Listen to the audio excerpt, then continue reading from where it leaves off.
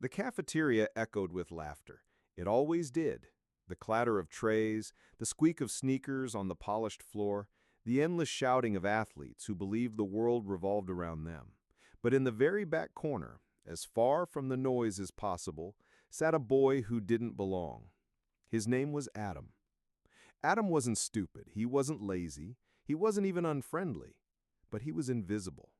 His hoodie was too faded, his shoes had holes in them, and his backpack sagged on one broken strap. Every day he sat at the same empty table, picking at a peanut butter sandwich that looked like it had been made 3 days ago. Nobody sat with him, nobody waved at him, nobody cared. "Yo, Adam!" A voice cut through the cafeteria noise. It was Brad, the football star, who could ruin someone's day with a single smirk. "You wash that hoodie this year, or are you trying to kill us with the smell?" The cafeteria roared. Adam's ears burned. He wanted to disappear. He wanted to vanish so completely that nobody would ever find him again. But he just kept his head down. He had learned long ago that if he ignored it, maybe they would get bored. They never did. Brad wasn't finished. He walked up to Adam's table and slapped the sandwich right out of his hands. It landed on the floor, peanut butter down, smeared across the tiles. The entire cafeteria laughed, kids pointing, kids whispering. Adam said nothing. He bent down, picked up the ruined sandwich, dropped it in the trash, and sat back down. His stomach growled, but his face stayed calm. Calm like a mask. Calm like stone. Because Adam knew something none of them knew. When the bell finally rang and the crowd poured out of the cafeteria, Adam walked home the same way he always did. Quiet, alone, unnoticed. His house was small, paint peeling from the walls, the porch steps creaking under his weight. Inside, his little sister was coloring on the floor while his mother pulled on her waitress uniform for the evening shift. "Dinner's in the fridge," she said, kissing her forehead. She looked tired, her eyes heavy. "Make sure Sophie finishes her homework, okay?" Adam nodded. He always nodded. He always took care of Sophie, always kept the house together when their mom worked 2 jobs. Nobody at school knew that. Nobody cared. But when Sophie was asleep and the house finally went quiet, Adam opened the wooden box under his bed.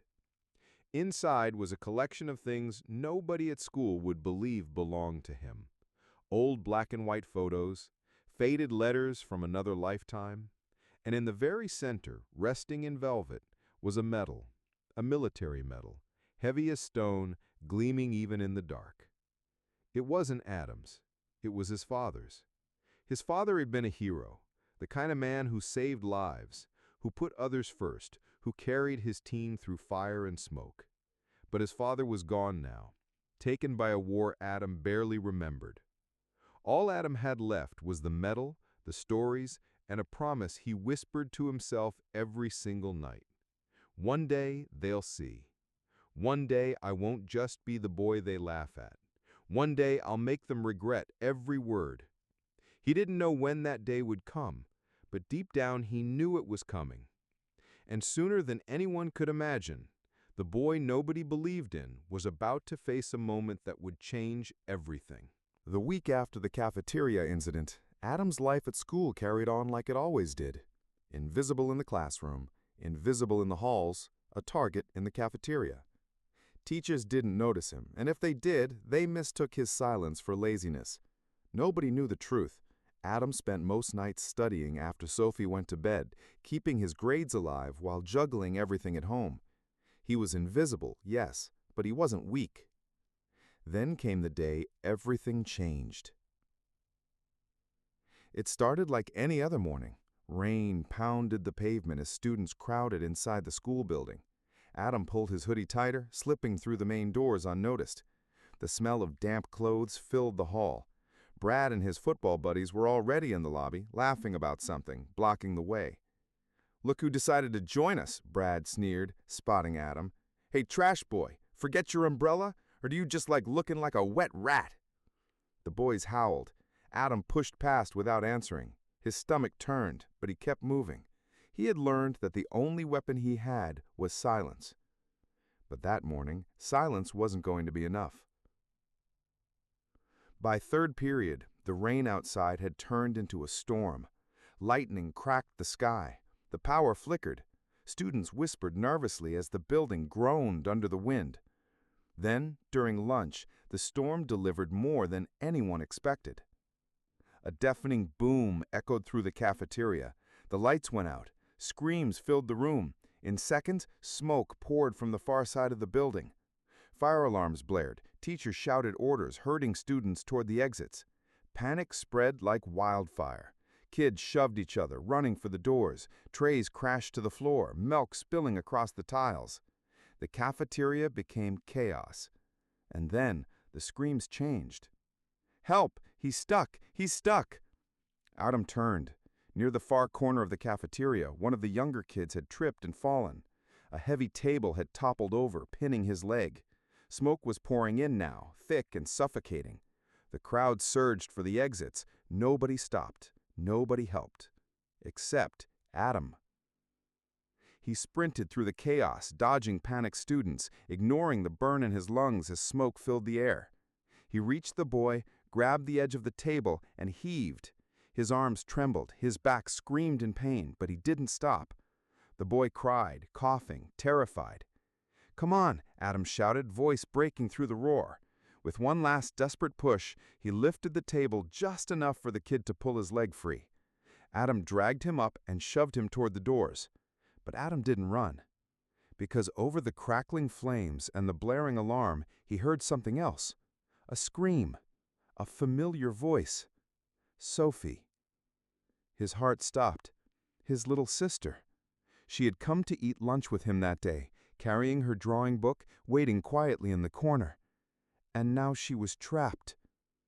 Without thinking, Adam plunged deeper into the smoke. The cafeteria was choking black, fire crawling across the walls. He dropped low, covering his mouth with his sleeve. His eyes stung, his chest burned. But then he saw her. Sophie, huddled under a table, tears streaming down her face, the fire closing in around her. "Adam," she sobbed. He didn't hesitate. He slid under the table, scooped her into his arms, and pulled her out. She clung to him, coughing, terrified. The fire raged louder.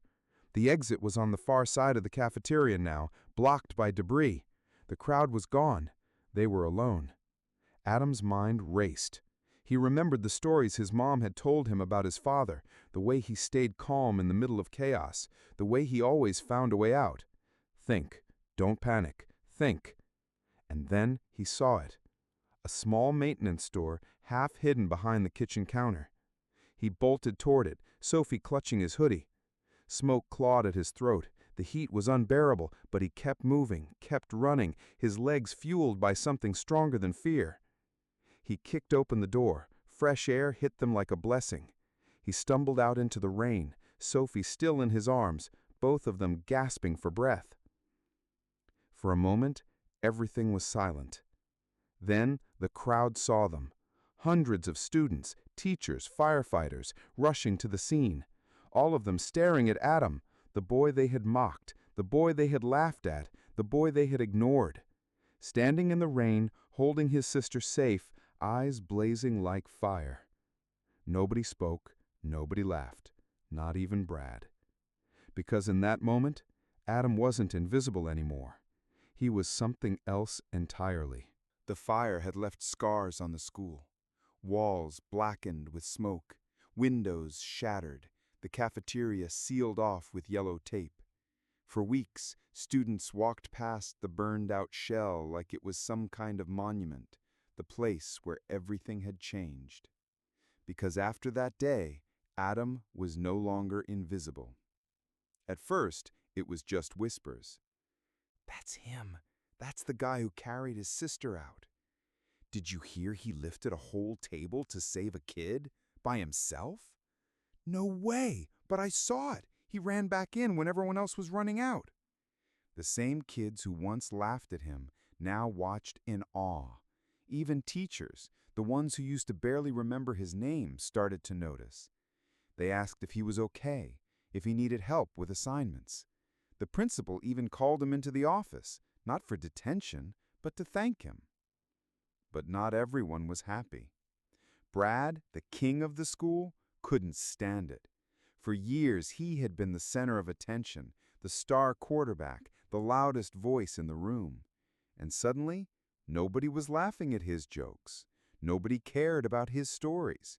The spotlight had shifted, and it burned him alive.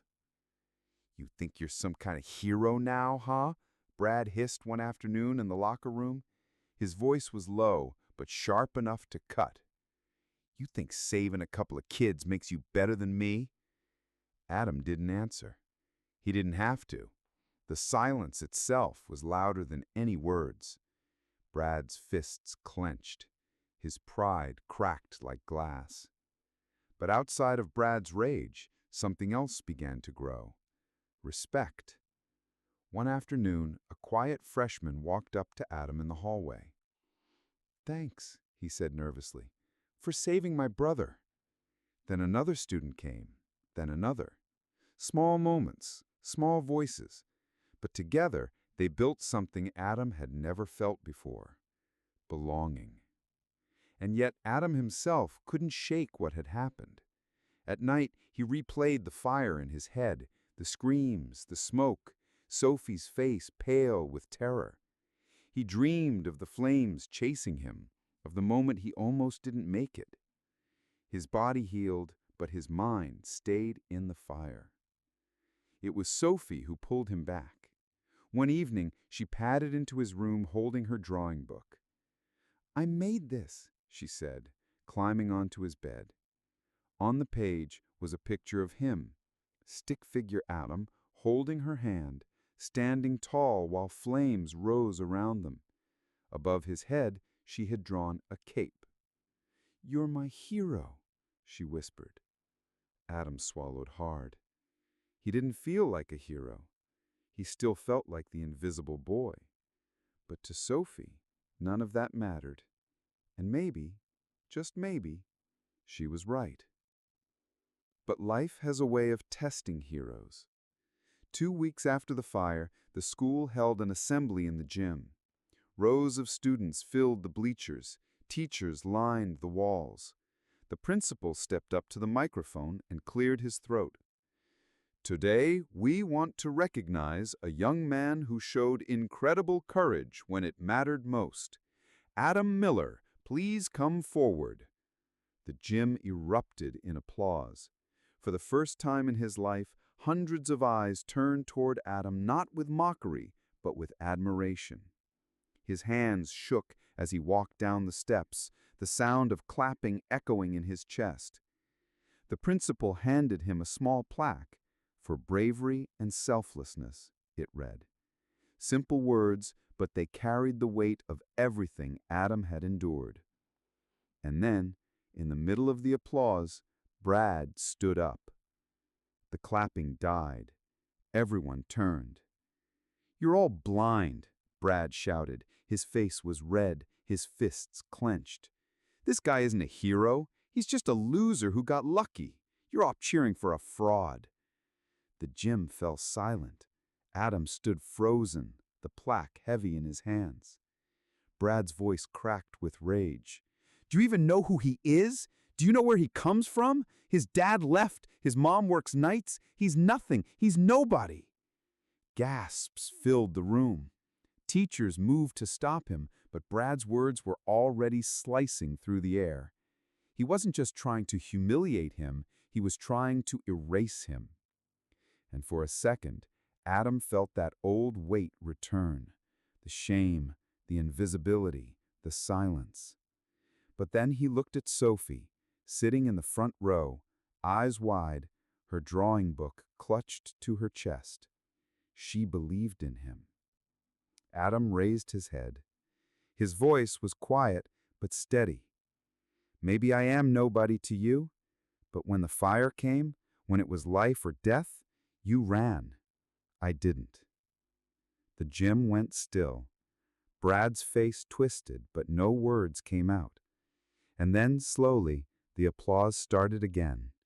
Louder this time, stronger. The sound swallowed Brad's fury, drowning it in thunder.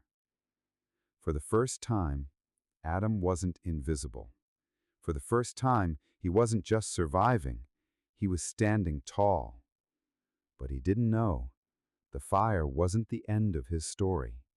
It was only the beginning. The weeks after the assembly felt like a dream Adam could barely hold on to. Strangers smiled at him in the halls. Teachers treated him with respect. Even the local newspaper ran a small story. High school sophomore saves dozens in cafeteria fire. For a boy who once blended into the background, it was like being dragged into the light. Bright, warm, almost blinding. But light always cast shadows. Brad hadn't forgiven him. Not for the applause, not for the recognition, not for stealing the spotlight that Brad thought belonged only to him. And Brad wasn't alone. His crew, the same kids who used to laugh whenever Adam dropped a book, the ones who followed Brad's every move, weren't ready to let go of their old nobody. It wasn't about the fire anymore. It was about pride, about control. The first incident was small. Adam opened his locker to find his books soaked in water. The second was worse. His bike, the only way he got to school, found twisted and bent near the football field. He told no one. Not his mom, who worked 2 jobs and didn't need more stress. Not Sophie, who still looked at him like he was made of steel. And not the teachers, who seemed to think applause and a plaque had magically fixed everything. Instead, Adam swallowed it. He walked with his head down, trying to ignore the whispers that replaced the cheers. But Brad wasn't done. One Friday night, Adam was walking Sophie home from a friend's house. The air was crisp, autumn leaves scraping the sidewalk. Sophie was humming a tune when headlights suddenly cut across the street. A black pickup rolled to a stop, blocking their path. Brad jumped out. 3 others followed. Well, if it isn't the big hero, out protecting your little sister again. Sophie's hand tightened around Adam's. Her eyes darted, searching for an escape, but there was none. "Leave us alone," Adam said, his voice low but steady. Brad laughed. "Or what, you'll run back into a fire, save the day again? Newsflash, there's no crowd here, nobody to clap for you this time." The boys circled. One shoved Adam's shoulder, another kicked at his backpack. Sophie clung to him, whispering, "Let's just go, please." But they didn't let him pass. Brad stepped closer, his voice dripping with poison. "You humiliated me in front of the whole school. You made me look weak, and I don't forgive, ever." The air grew heavy. Adam's heart pounded, not for fear for himself, but for Sophie. He couldn't let them touch her, not after everything. "Run, Sophie," he whispered. Her eyes widened. "No, now." She hesitated, then bolted down the sidewalk. 2 of Brad's crew turned like they might chase, but Adam stepped in front of them, fists clenched. His body shook, but his voice didn't. "You want me? Fine, but you don't lay a finger on her." For a moment, the boys froze, surprised at the steel in his words. But then Brad smirked. Big words for a nobody. The first punch came fast.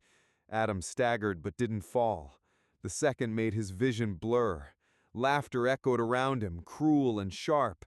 He swung back once, connecting with Brad's jaw. The laughter stopped for half a heartbeat. Then rage exploded. It wasn't a fight. It was punishment. By the time headlights swept across the street, a neighbor pulling into his driveway, Brad and his crew scattered like shadows. Adam lay on the ground, blood warm on his face, his body screaming in pain. Sophie's cries filled the air as she ran back to him. "Adam, get up, please! Get up!" Through swollen eyes, he looked at her. He wanted to tell her he was fine, that it didn't hurt, that everything was okay. But all that came out was a whisper.